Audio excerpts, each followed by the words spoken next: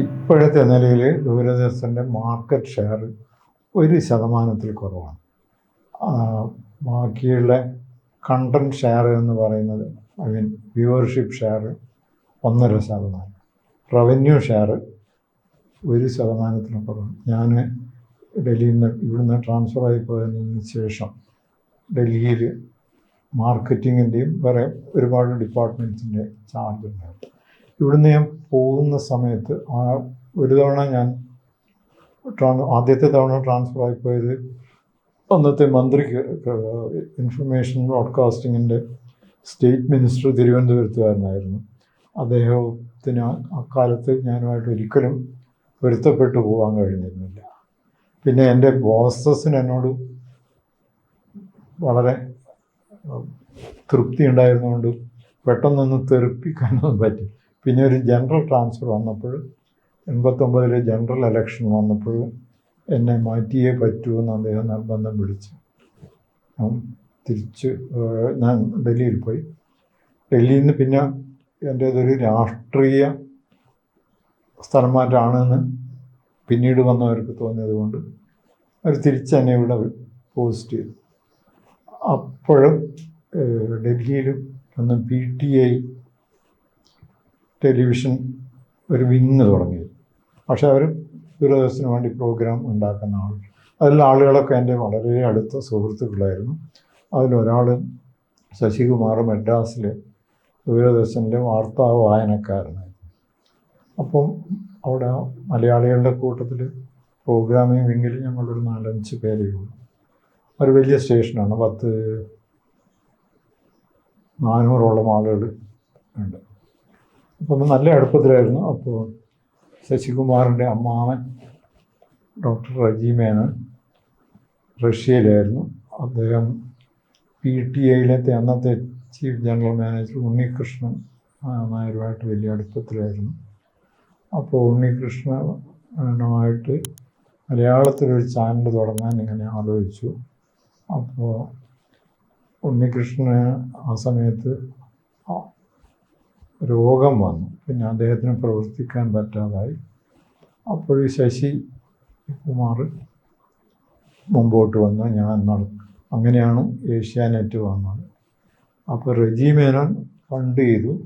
അന്നൊക്കെ നിയമം വളരെ കർശനമായിരുന്നു. അപ്പോൾ ഏഷ്യാനെറ്റ് തുടങ്ങാനുള്ള ഒരു ആലോചന ആ കാലത്ത് തന്നെ ഉണ്ട്.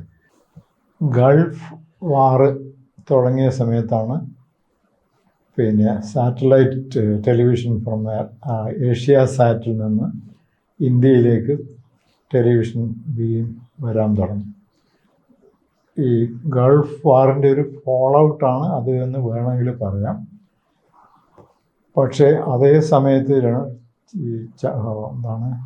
ഹച്ചിസൺ എന്ന് പറയുന്ന ഒരു കമ്പനി ഏഷ്യയിലേക്ക് മാത്രമായിട്ടുള്ള സാറ്റലൈറ്റ് വാടകയ്ക്കെടുത്തിട്ട് ഏഷ്യൻ കൺട്രീസിലേക്ക് സാറ്റലൈറ്റ് ടെലിവിഷൻ ബീം ചെയ്യാൻ തുടങ്ങി.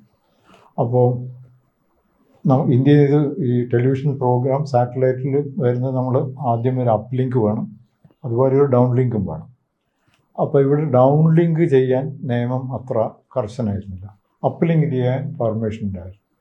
അപ്പോൾ ഈ ഏഷ്യാനെറ്റ് ആദ്യം CTV ആണ് തുടങ്ങി. അവരൊക്കെ പുറത്തുനിന്നാണ് അപ്പ് ലിങ്ക് ചെയ്തിരുന്നത്, കണ്ടൻറ് ഉണ്ടാക്കി. അന്ന് വലിയൊരു സംഭവമായിരുന്നു CTV. ദൂരദർശന് ആദ്യമായിട്ട് ഒരു എതിരാളി വരുന്നു എന്നാണ്. ഹിന്ദിയിലാണ് ദൂരദർശൻ എന്ന് പറയുന്നത്, മോസ്റ്റ്ലി ഹിന്ദിയാണ്.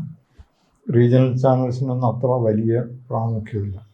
അപ്പോൾ ഈ ഏഷ്യാനെറ്റ് അത് കഴിഞ്ഞിട്ടാണ് വന്നത്. അപ്പോൾ എനിക്കൊക്കെ വളരെ വലിയ ആവേശമുണ്ടായിരുന്നു. കാരണം ഞാൻ ജോലി ചെയ്തിരുന്ന കാലത്ത് മുഴുവൻ എനിക്ക് എപ്പോഴും ഈ ഗവൺമെൻറ്റിൻ്റെ നിയമം, റൂളും റെഗുലേഷനും ഒക്കെ ഒരു ഡെമോക്രസിൻ്റെ വാള് പോലെ തലയിൽ എപ്പോഴും തൂങ്ങിക്കിടപ്പുണ്ട്. അതിൽ നിന്ന് കുറേ വ്യതിചലിച്ചൊക്കെ ചെയ്യാൻ പറ്റിയിരുന്നു. കാരണം ഞാൻ വളരെ ധൈര്യത്തോടുകൂടി ചെയ്തിരുന്നു. ഞാൻ ജോലി ചെയ്യുന്നതിൽ എൻ്റെ മേലധികാരികൾക്കൊക്കെ വളരെ തൃപ്തിയുണ്ട് ഏത് കാലത്തും. അപ്പോൾ ഇത് തുടങ്ങുന്ന എനിക്ക് വലിയ സന്തോഷമുണ്ടായിരുന്നു. ഞാൻ ഒരുപാട് അവരെ ആ കാലത്ത് ഹെൽപ്പ് ചെയ്തിരുന്നു. ശശി മദ്രാസിലെ ദൂരദർശൻ്റെ ന്യൂസ് പ്രസൻറ്റർ, ന്യൂസ് റീഡർ മാത്രമായിരുന്ന കാലത്തൊക്കെ ഒരുപാട് ഗൈഡൻസ് ഞാൻ നൽകിയിട്ടുണ്ട്. കാരണം എനിക്ക് കുറച്ച് കൂടിയിട്ട് വലിയൊരു പൊസിഷനും. അത് കഴിഞ്ഞ് ഞാൻ പറഞ്ഞു വന്നത് ഈ ഏഷ്യാനെറ്റ് തുടങ്ങാനുള്ള കാരണം ഇങ്ങനെ ഉണ്ണികൃഷ്ണൻ നായരും റജി മേനോനും കൂടിയിട്ട് ഉള്ള ആലോചനയിൽ അദ്ദേഹത്തിന് സൂക്കേട് വന്നു. അത് കഴിഞ്ഞ് ശശി അത് ഏറ്റെടുത്തു. റജി മേനോനാണ് ഫണ്ടിങ്ങൊക്കെ നടത്തിയത്. അന്നും മലയാളത്തിൽ പ്രൊഡക്ഷൻ തുടങ്ങണമെന്നുണ്ടെങ്കിൽ അപ്ലിങ്ക് ചെയ്യാനുള്ള ഒരു സംവിധാനം എവിടെയുമില്ല, ഏഷ്യാനെറ്റ് അടക്കം. ഇത് കഴിഞ്ഞിട്ടാണ് സൺ ടി വി, കലാനിധി മാരൻ, അന്നത്തെ ഇൻഡസ്ട്രീസ് മിനിസ്റ്റർ, DMKയുടെ സെൻട്രൽ ഇൻഡസ്ട്രീസ് മിനിസ്റ്ററായിരുന്ന മുരസൊളി മാരൻ്റെ മകൻ, മീഡിയയിൽ വളർന്ന ആളാണ്. മുരസൊളി എന്ന് പറയുന്ന പത്രം തമിഴിൽ വളരെ വളരെ വാല്യൂ ഉള്ളതാണ്. നമ്മുടെ ഒരു സമാനമായ കടപടിക്കുന്ന പത്രമൊന്നുമില്ല, പത്രമില്ല, ഒരു ആഴ്ചപ്പതിപ്പും മാസികയൊക്കെ ഉണ്ടായിരുന്നു. അപ്പോൾ ഈ കലാനിധി മാരൻ അതുപോലെ ബാക്ക്ഗ്രൗണ്ട് ഉണ്ടായിരുന്നു. കലാനിധി മാരൻ അമേരിക്കൻ MBA കഴിഞ്ഞ് വന്ന് CTVയിൽ പോയി ജോലി അന്വേഷിച്ചിരുന്നു, സുഭാഷ് ചന്ദ്രഗോപാലിൻ്റെ അടുത്ത്. അപ്പോൾ അദ്ദേഹത്തിന് ഹിന്ദി അറിയില്ല, അല്ലെങ്കിൽ ഹിന്ദി അറിയുമായിരുന്ന കലാനിധി മാരൻ അവരുടെ. But he being what he is, he also started Sun TV. അപ്പം മദിരാശിയിൽ അത് വലിയ വെല്ലുവിളിയായിരുന്നു.